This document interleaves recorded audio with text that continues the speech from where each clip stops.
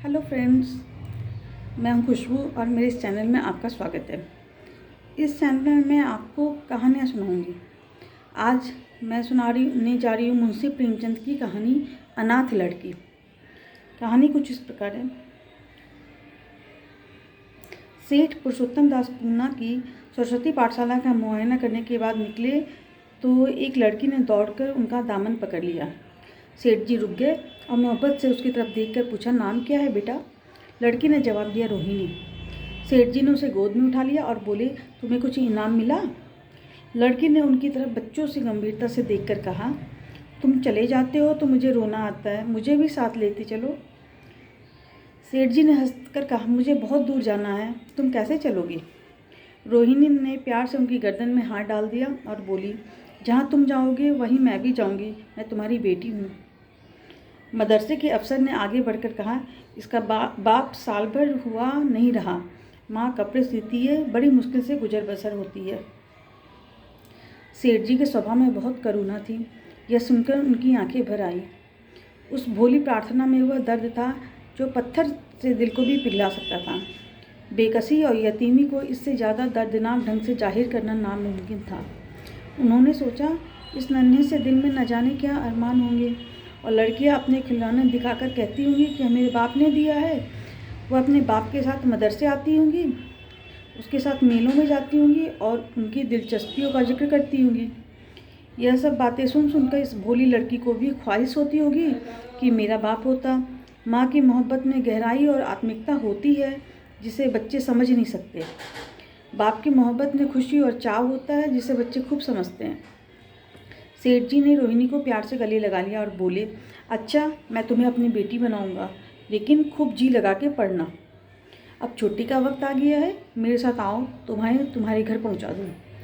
यह कहकर उन्होंने रोहिणी को अपनी मोटर कार में बैठा लिया।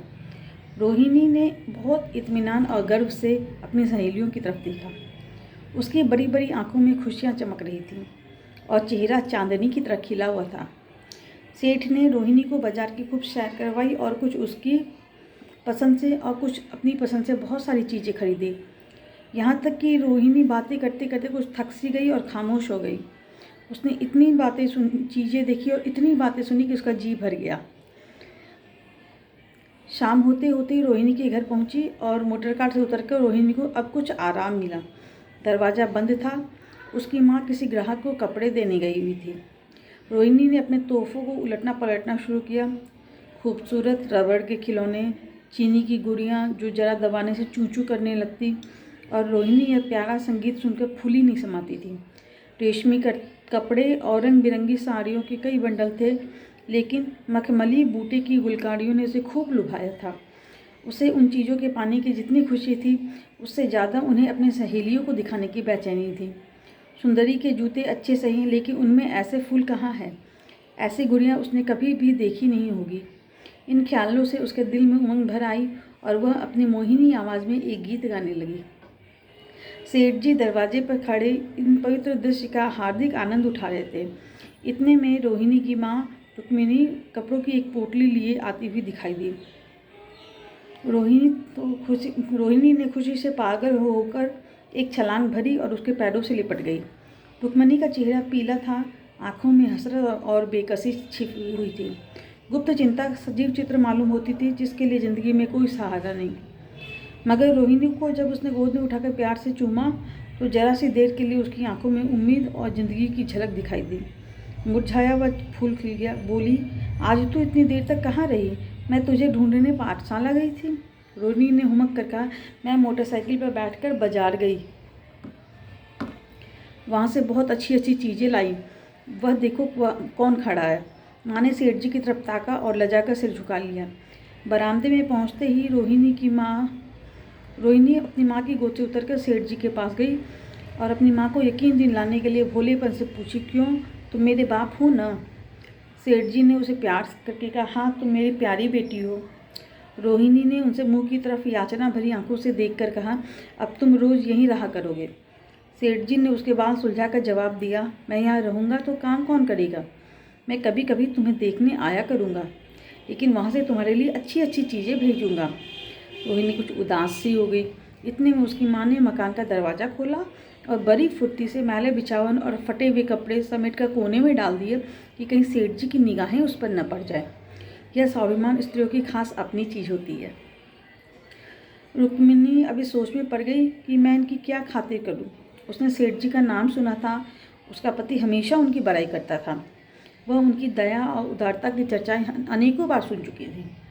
वह उन्हें अपने मन का देवता समझा करती थी। उसे क्या उम्मीद थी कि कभी उसका घर भी उनके कदमों से रोशन होगा।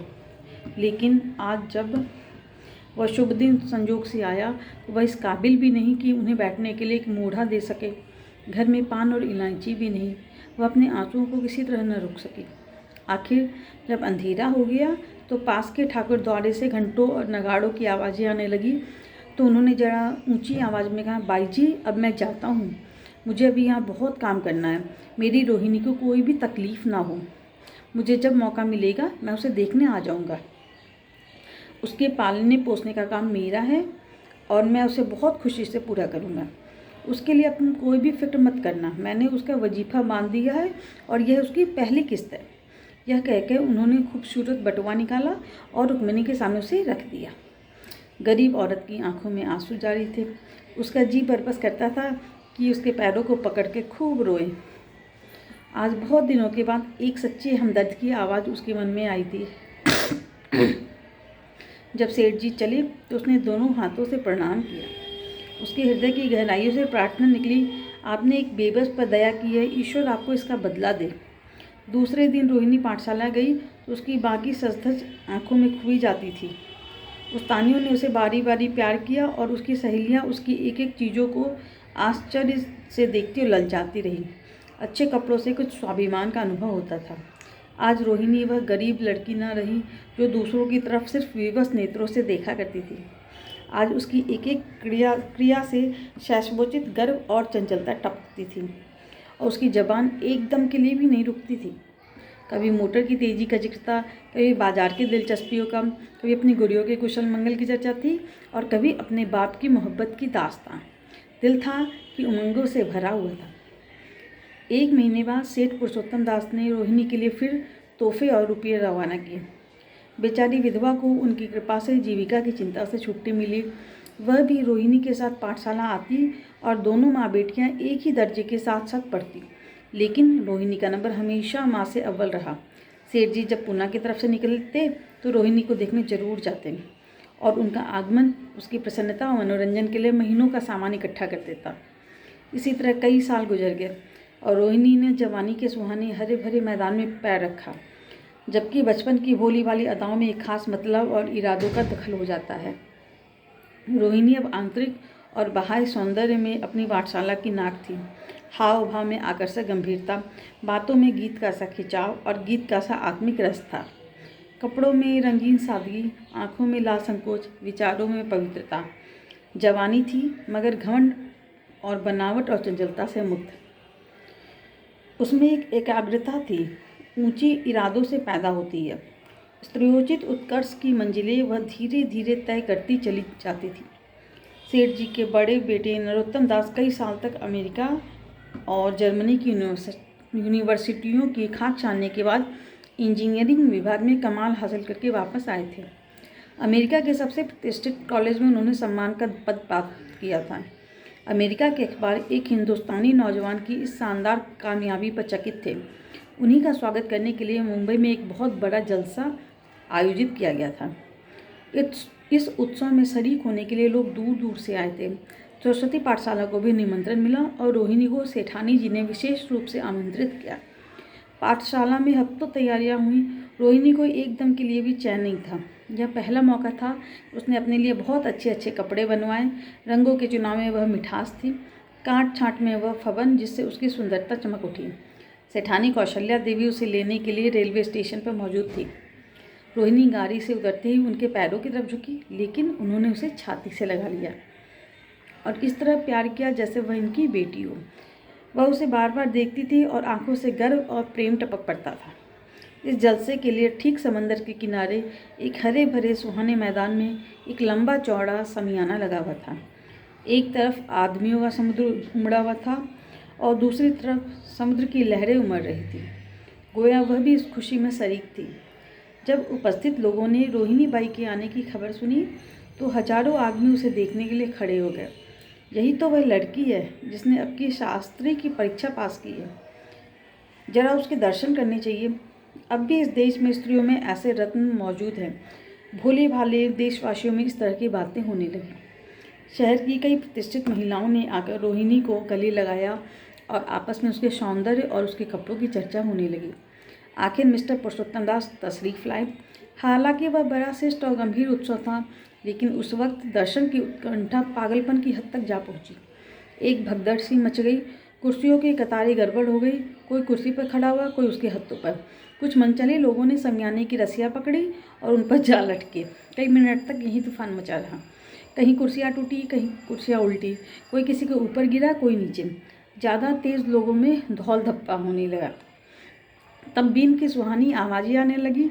रोहिणी ने अपनी मंडली के साथ देश प्रेम में डूबा हुआ गीत शुरू किया। सारे उपस्थित लोग बिल्कुल शांत थे और उस समय वह सुरीला राग, उसकी कोमलता और स्वच्छता, उसकी प्रभावशाली मधुरता, उसकी उत्साह भरी वाणी दिलों पर वह नशा सा पैदा कर रही थी, जिससे प्रेम की लहरें उठती हैं, जो दिल से बुराइयों को मिटाता है और उससे ज़िंदगी की हमेशा याद रहने वाली यादगारें पैदा हो जाती है। गीत बंद होने पर तारीफ की एक आवाज़ नहीं आई। वहीं ताने कानों में अब तक गूंज रही थी। गाने के बाद विभिन्न संस्थाओं की तरफ से अभिनंदन पेश हुए और तब नरोत्तम दास लोगों को धन्यवाद देने के लिए खड़े हुए। लेकिन उनके भाषण से लोगों को थोड़ी निराशा हुई, क्यों दोस्तों की मंडली में उनकी वक्तृता के आवेग और प्रवाह की कोई सीमा न थी। लेकिन सार्वजनिक सभा के सामने खड़े होते ही शब्द और विचार दोनों ही उनसे बेवफाई करने लगे। उन्होंने बड़ी बड़ी मुश्किल से धन्यवाद के कुछ शब्द कहे और तब अपनी योग्यता की लज्जित स्वीकृति के साथ अपनी जगह पर आ बैठे। कितने ही लोग उनकी योग्यता पर ज्ञानियों की तरह से हिलाने लगे। अब जलसा खत्म होने का वक्त आया। वह रेशमी हार जो सरस्वती पाठशाला की ओर से भेजा गया था, मेज पर रखा हुआ था। उसे हीरो के गले में कौन डाले? प्रेसिडेंट ने महिलाओं की पंक्ति की ओर नज़र दौड़ाई। चूनने वाली आंखें रोहिणी पर पड़ी और ठहर गई। उसकी छाती धड़कने लगी, लेकिन उत्सव के सभापति के आदेश का पालन करना आवश्यक था। वह सर झुकाए मेज के पास आई और कांपते हाथों से हार उठा लिया। एक क्षण के लिए दोनों की आंखें मिली और रोहिणी ने नरोत्तम दास के गले में हार डाल दिया। दूसरे दिन सरस्वती पाठशाला के मेहमान विदा हुए, लेकिन कौशल्या देवी ने रोहिणी को न जाने दिया। बोली, अभी तुम्हें देखने से जी नहीं भरा, तुम्हें यहाँ एक हफ्ता रहना होगा। आखिर मैं भी तो तुम्हारी माँ हूँ। एक माँ से इतना प्यार और दूसरी माँ से इतना अलगाव। रोहिणी कुछ जवाब ना दे सकी। यह सारा हफ्ता कौशल्या देवी ने उसकी विदाई की तैयारियों में खर्च किया। 7वें दिन उसे विदा करने के लिए स्टेशन तक आई। चलते वक्त इससे गले मिली और बहुत कोशिश करने पर भी आंसुओं को न रोक सकी। नरोत्तम दास भी आए थे। उनका चेहरा उदास था। कौशल्या ने उनकी तरफ सहानुभूतिपूर्ण आंखों से देखकर कहा, मुझे यह तो ख्याल ही नहीं रहा, रोहिणी क्या यहाँ से पुणे तक अकेली जाएगी? क्या हर्ज है, तुम ही चले जाओ, शाम की गाड़ी से लौट आना। नरोत्तम दास के चेहरे पर खुशी की लहर दौड़ गई, जो इन शब्दों में नहीं छिप सकी। अच्छा, मैं ही चला जाऊँगा। वह इस फिक्र में थे कि देखें विदाई की बातचीत का मौका भी मिलता है कि नहीं। अब वह खूब जी भरकर अपना दर्द दिल सुनाएंगे और मुमकिन हुआ तो उस लाज संकोच को जो उदासीनता के पर्दे में छिपी हुई है मिटा देंगे। रुक्मणी को अब रोहिणी की शादी की फिक्र होने लगी। पड़ोस की औरतों में इसकी चर्चा भी होने लगी। लड़की इतनी सियानी हो गई है, अब क्या बुढ़ापे में ब्याह होगा? कई जगह से बात आई। उनमें कुछ बड़े प्रतिष्ठित घराने भी थे, लेकिन जब रुक्मणी उन पैमानों को सेठ जी के पास भेजती तो वे यही जवाब देती कि मैं खुद फिक्र में हूँ। रुक्मणी को उनकी यह टाल मटोल बहुत बुरी लगती। रोहिणी को मुंबई से लौटे महीना भर हो चुका था। एक दिन वह पाठशाला से लौटी तो उसे अम्मा की चारपाई पर एक खत पड़ा मिला। रोहिणी पढ़ने लगी। लिखा था, बहन, जब से मैंने तुम्हारी लड़की को मुंबई में देखा है मैं उस पर रीझ गई हूँ। अब उसके बगैर मुझे चैन नहीं पड़ता। क्या मेरा ऐसा भाग्य होगा कि वह मेरी बहू बन सके? मैं गरीब हूँ, लेकिन मैंने सेठ जी को राजी कर लिया है। तुम भी मेरी यह विनती कबूल कर लो। मैं तुम्हारी लड़की को चाहे फूलों की सेज पर न सुला सकूं, लेकिन इस घर का एक एक आदमी उसे आंखों की पुतली बनाकर रखेगा। अब रहा लड़का, माँ के मुंह से लड़के का बखान कुछ अच्छा नहीं मालूम होता, लेकिन यह कह सकती हूँ कि परमात्मा ने यह जोड़ी अपने हाथों से बनाई है।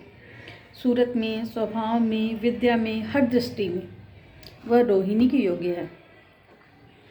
तुम जैसे चाहो अपना इत्मीनान कर सकती हो। जवाब जल्द देना और ज़्यादा क्या लिखूं। नीचे थोड़े से शब्दों में सेठ जी ने उस पैगाम की सिफारिश की थी। रोहिणी गालों पर हाथ रखकर सोचने लगी। नरोत्तम दास की तस्वीर उसकी आंखों के सामने आ गई। उनकी वह प्रेम की बातें जिनका सिलसिला बम्बई से पूना तक नहीं टूटा था, कानों में गूंजने लगा। उसने एक ठंडी सांस ली और उदास होकर चारपाई पर लेट गई।